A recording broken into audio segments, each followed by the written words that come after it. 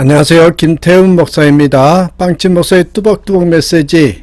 오늘은 마태복음 묵상 99번째 부활의 주님을 만나기 위해 준비해야 할 것은 부활의 주님을 만나기 위해 준비해야 할 것은 마태복음 28장 1절에서 15절의 말씀 가지고 뚜벅뚜벅 메시지 시작하겠습니다. 이제 마태복음도 28장 마지막 장을 달리고 있습니다. 내일이면 마태복음 묵상 100번째로서 마칠 텐데요. 이것을 잘 마치고 난 다음에 이제 다음 주에는 창세기로 다시 한번 뚜벅뚜벅 메시지를 이제 한 단계 더 올라가도록 하겠습니다. 자, 예수님의 부활 이후에 제자들에게 내린 첫 번째 명령이 있습니다. 예수님 부활 이후에 제자들에게 내린 첫 번째 명령, 그게 뭐냐면 갈릴리로 가라 라는 것입니다. 갈릴리로 가라. 왜 예수님은 제자들에게 다시 갈릴리에서 만나자고 하셨을까요? 예루살렘에서 갈릴리까지는 걸어서 꼬박 3일을 걸어가야 할 거리라고 합니다. 당시에 교통이 불편한 상황에서 부활하신 예수님은 제자들의 어려움과 형편을 잘 아실 텐데 그런 여러 가지 사정을 고려하지 않으시고 다시 갈릴리에서 만나자고 먼저 약속 장소를 일러주십니다. 왜 그랬을까요? 어떤 면에서는 부활의 주님을 만나기 위해서 준비해야 할 것을 가르쳐 주시기 위함인 것 같습니다. 다시 말해서 부활의 주님을 만나기 위해서 우리가 준비해야 될 것이 무엇이있는지 그것을 갈릴리에서 다시 한번 상기시켜주고자 하는 주님의 의도가 있었습니다. 자, 그렇다면 부활의 주님을 만나기 위해서 우리가 준비해야 될 것은 무엇일까요? 첫 번째입니다. 예수님의 부활에 대한 확신입니다. 부활에 대한 확신이 있어야 한다는 것입니다. 제자들 중에는 아직 믿지 않는 자가 있었다고 했습니다. 여러분 16절 17절 한번 보실래요? 11 제자가 갈릴리에 가서 예수께서 지시한 산에 이르러 예수를 배웠고 경배하나 아직도 의심하는 사람들이 있더라. 제자들은 예수님이 십자가에서 처참하게 피 흘리고 옆구리를 창에 찔려 돌아가신 것을 생생하게 보았습니다. 그리고 무덤에 장사 지낸 것도 보았지요. 3일 지나서 예수님이 다시 살아나셔서 눈앞에 나타나기도 했지만 그들 중에는 아직도 예수님이 부활하신 것을 믿지 않는 자가 있었다는 것입니다. 그러면 자꾸 나타나는 예수님을 누구라고 생각하는 것일까요? 영이다, 귀신이다, 헛것이라고 생각했을 것입니다. 예수님이 제자들 갈릴리로 부르시는 것은 부활하신 예수님이 바로 그분이라는 것을 확신하게 하기 위함이었습니다. 확신입니다. 확신. 지금은 서로 헤어졌다가 다시 만나서 본인 여부를 알고자 할 때 유전자 검사를 하면 확실하게 확인이 되지만 과거에는 그렇지 않았습니다. 과거에 이상가족 찾기 프로그램에서 자주 보았던 장면을 처음에는 서로 얼굴을 보고 맞는 것 같다고 생각하더라도 물어보는 것이 있었어요. 그게 바로 부모님의 성함을 묻습니다. 고향을 서로 물어요. 그것이 일치하면 올과 통곡을 하면서 한 가족으로 확신하는 장면들이 기억납니다. 예수님이 제자들을 갈릴리로 부르신 것은 예수님과 제자들이 처음 만난 곳이 갈릴리였다는 것을 확인시킴으로써 봐라, 부활하신 분이 바로 예수님이라는 사실을 확신시켜 주시기 위함이었습니다.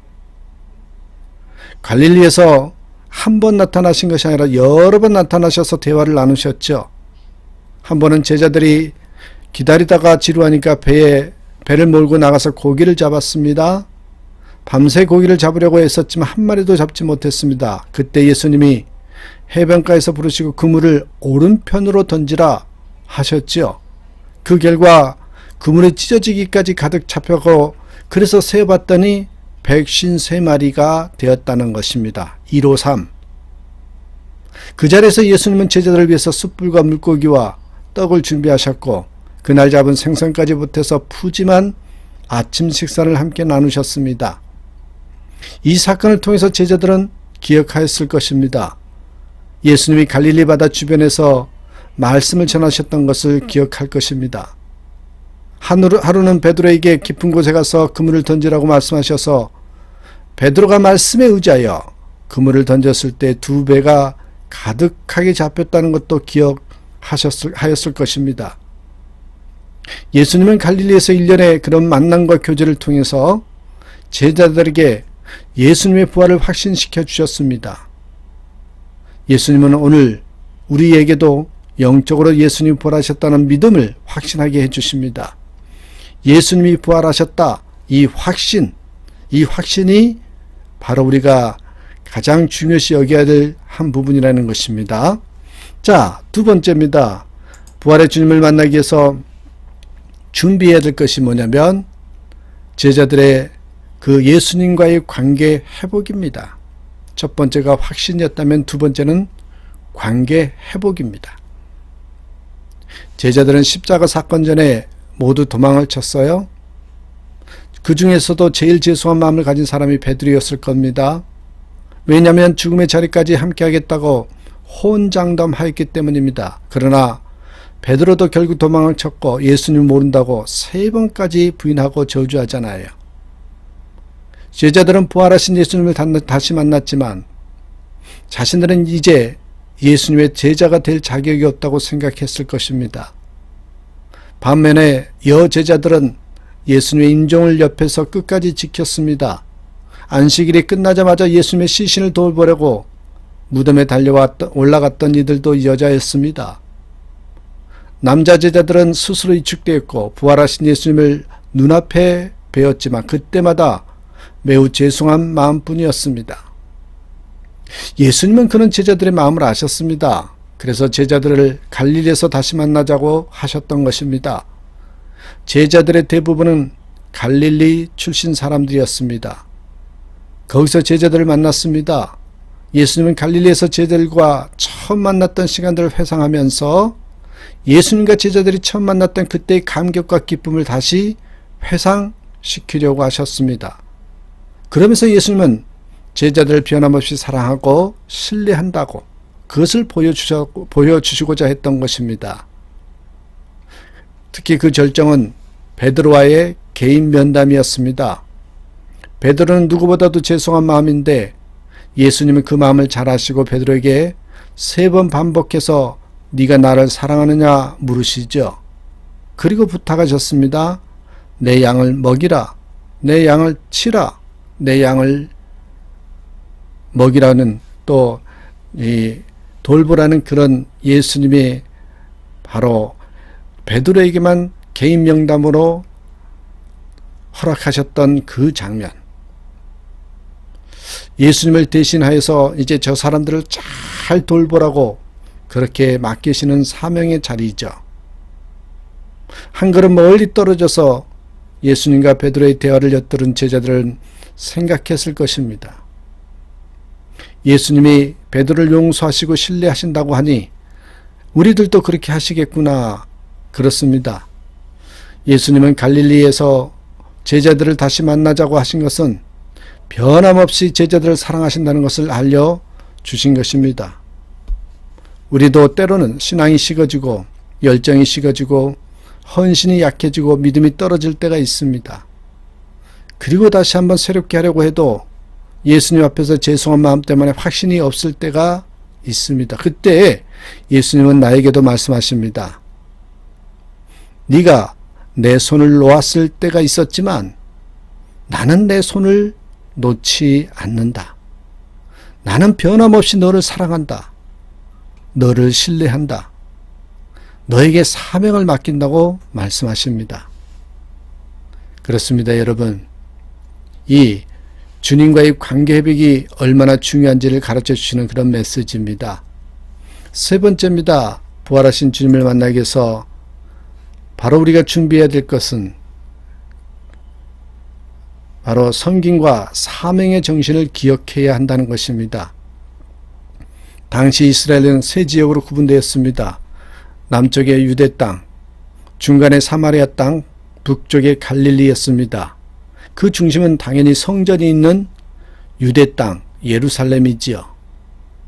예수님이 태어나신 것도 예루살렘 바로 옆에 있는 베들레헴이었습니다. 그리고 예수님 어린 시절부터 항상 그리워했던 것이 예루살렘이요 성전이었죠. 얼마나 그랬으면 12살이 되던 해에는 부모 형제가 제사 마치고 돌아갔는데 혼자서 남을 정도였습니다. 하지만 예수님이 자라신 곳은 북쪽 갈릴리였습니다. 갈릴리 땅은 천대받는 것이었죠. 그것은 12지파 중에서 스불론 지파와 납달리 지파의 땅이었는데 이들은 대부분 이방인들과 통혼하면서요 이방 지역처럼 변질되었습니다. 그래서 유다 지파 사람들은 완전히 이방인과 혼혈이 된 사마리아 사람들 다음으로 갈릴리 지방 사람들을 천대시했습니다. 이방 사람처럼 여겼다는 것입니다. 그런데 여러분 보십시오. 예수님이 자라신 것은 유대 땅이 아니라 이방인 지역처럼 된 그런 갈릴리였습니다. 왜 그랬을까요? 예수님이 갈릴리 지방에서 자라셨고 또 그곳에서 30살이 되던 해에 출가하셔서 메시아의 삶을 사셨습니다. 그리고 갈릴리 지방에서부터 복음을 전하셨고 제자들을 부르셨지요. 갈릴리에서 메시아가 자라셨고 메시아의 사역이 시작되었고 복음이 전파되기 시작하였습니다. 갈릴리 지역이 유명해졌습니다. 이것은 이미 성경에 예언된 바였습니다. 하나님이 계획하신 일이었습니다. 예수님은 제자들이 기억하기를 원하셨습니다. 나는 갈릴리에서 자랐고 갈릴리에서 복음을 전하기 시작하였고 갈릴리에서 너희를 만났다. 그런 것처럼 너희들도 낮은 자, 가난한 자, 병든 자, 미천한 자를 업신여기지 말고 그들에게도 복음을 전해야 한다. 수로보니게 여인이 내게 나와서 그 딸이 고침받는 사건을 기억하느냐? 그런 것처럼 너희들도 갈릴리에 섞여 사는 이방인, 갈릴리 바로 옆에 있는 이방인에게도 복음을 전해야 한다. 제자들은 다시 예루살렘으로 돌아갔고 예루살렘 감람산에 승천하시는 예수님을 배웅하였습니다. 그리고 예루살렘에 성령이 강림하셨고 교회가 시작되었습니다. 그러나 제자들은 예루살렘에서 머물지 않았습니다. 예수님 말씀대로 그들은 사마리아에 가서 복음을 전하였고 이방 땅에 가서도 복음을 전하였고 전 세계로 나가서 복음을 전하지요. 사도 요한을 제하고 모두 피로써 순교했습니다. 그들은 갈릴리 정신을 잊지 않고 실천하였습니다. 예수님은 우리에게도 말씀하십니다. 부활하신 예수님을 믿고 구원받은 우리, 제자가 된 우리에게도 말씀하십니다. 기억하라. 내가 그런 것처럼 너희도 갈릴리에서 시작하라. 낮고 비천한 자리의 사람에게로 나아가는 것을 주저하지 않고 가서 복음을 전하라고. 내 민족 내 동포만 사랑하지 말고 모든 민족을 사랑하라고. 그래서 그들에게 복음을 전하라고 하십니다. 이것이 제자들과 우리에게 말씀하시는 갈릴리의 정신입니다. 예수님은 어린 시절부터 가난한 자들과 천민들과 멸시받은 사람들이 사는 곳에서 생활하셨습니다. 예수님은 30세쯤에 공생을 시작한 곳이 갈릴리입니다. 천국 복음을 전파하시고 백성들에게 회개할 것을 선포하신 것도 갈릴리입니다. 주님께서 사시는 것 가장 가까운 곳에서 바로 복음을 전하기 시작하셨다는 겁니다. 그 지역에 갈릴리 해변을 다니시면서 베드로를 부르시고 그 형제 안드레를 불렀습니다. 어부 생활을 하던 청년들을 하나둘 불러서 제자를 삼으시죠. 고기 잡던 어부들을 사람을 낚는 사도가 되게 하셨습니다. 제자들과 함께 말씀을 전파하시다가 중요한 이적을 베푸시는 것도 갈릴리 지역이었습니다. 물로 포도주를 만드시고 베세다 광야에서 오병이어의 기적을 만드신 것도 어디입니까? 갈릴리 지역이죠. 자, 보세요. 예수님의 중심 사역의 대부분을 갈릴리에서 행하신 것이었습니다. 그렇습니다. 예수님과 제자들에게 있어서 갈릴리는 삶의 출발점이요 사명이 시작되는 곳입니다. 특히 제자들에게 갈릴리는 주님을 처음 만난 곳이요 제자로서 훈련을 받은 곳입니다. 예수님은 제자들을 갈릴리에서 다시 만남으로써 바로 제자들에게 다시 한번 사명을 불러일으키려고 그 자리로 오라고 하신 것입니다. 이것은 제자들이나 우리에게도 주시는 분명한 메시지가 있습니다. 하나님 우리에게 낮아짐과 섬김에 대해서 말씀하십니다. 우리는 누구나 높은 자리에 서기 원하고 섬김을 받는 자리에 서기를 원합니다. 그러나 주님은 그렇게 하지 않으셨습니다. 먼저 낮은 자리에 오셨고 낮은 자리에서 섬기셨고 낮은 자리에서 복음을 전파하셨습니다. 우리도 그렇게 하기를 원하십니다. 정리합니다. 부활의 주님을 만나기 위해서 준비해야 할 것은 무엇입니까? 여러분, 예수님은 부활하셨다. 그 확신입니다. 예수님은 또 나오셔서 이전에 주님과의 사랑했던 그 자리를 통해 주님과의 관계 회복을 원하십니다. 그리고 사명과 섬김의 정신, 이 갈릴리 정신을 가지라고 하십니다.